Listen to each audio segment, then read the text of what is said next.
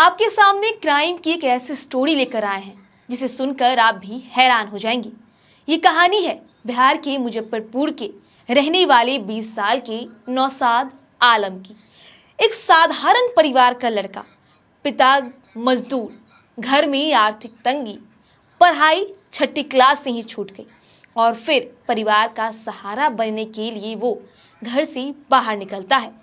लेकिन परिवार को क्या पता था कि कमाने निकला उनका बेटा एक ऐसे रास्ते पर चला गया जो सीधे देश विरोधी गतिविधियों तक पहुंचता है। बताया जा रहा है कि नौशाद अपनी चचेरी बहन के साथ दिल्ली गया, कुछ दिन वहां रहा और फिर हरियाणा के फरीदाबाद में पंचर की छोटी सी दुकान खोल ली। आसपास के लोगों को वो एक सामान्य लड़का दिखता था। दिन भर काम करता था, गाड़ियों के टायर बनाता और चुपचाप अपनी जिंदगी जीता।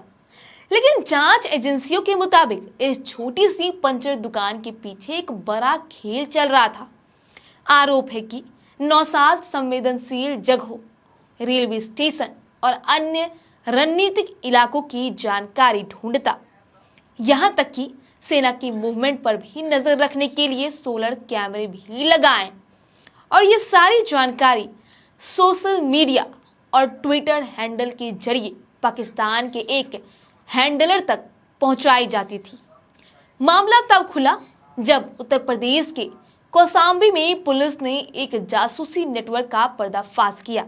गिरफ्तार लोगों से पूछताछ के बाद बिहार के मुजफ्फरपुर का नाम सामने आने लगा और फिर जांच की सुई पहुंचती है नौशाद आलम तक। परिवार की माने तो 15 मार्च को नौशाद ने अपनी मां को फोन किया, कहा, अम्मी ईद अच्छे से मनाइएगा, मैं भी यहाँ ईद मनाऊंगा, और फिर फोन कट गया। अगले दिन 16 मार्च को एक और कॉल आया। इस बार नौशाद ने घबराई आवाज में कहा, मुझे कुछ लोग पकड़ कर ले जा रहे हैं, शायद पुलिस है। इसके बाद फोन कट गया और फिर नौशाद से संपर्क नहीं हो पाया। परिवार परेशान, पिता दिल्ली के लिए रवाना, रिश्तेदार खोजबीन में जुट गए।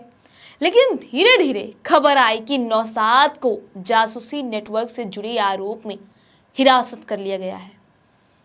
गांव वालों के मुताबिक नौशाद बेहद सीधा लड़का था, किसी से कोई विवाद नहीं था। लेकिन कुछ लोगों ने यह भी दावा किया कि हाल के दिनों में उनके परिवार द्वारा जमीन खरीदने की चर्चा बात हो रही थी, जिससे गांव में शक भी पैदा हुआ। अब सुरक्षा एजेंसियों पूरे नेटवर्क की जांच में जुटी हुई है। नौशाद से पूछताछ जारी है और उसके संपर्क में आए लोगों की भी तलाशी ली जा रही है। अब सबसे बड़ा सवाल यही है, क्या नौशाद वाकई जासूसी नेटवर्क का हिस्सा था या फिर परिवार की बात सही है कि उसे फंसाया गया है? इस सवाल का जवाब जांच पूरी होने के बाद ही सामने आएगा। फिलहाल एक छोटे से गांव का लड़का और उस पर लगे गंभीर आरोप पूरे इलाके को हैरान कर रहे हैं। क्राइम की ये कहानी में फिलहाल इतना ही। ऐसे ही अपडेट के लिए बने रहे स्वराज पोस्ट के साथ।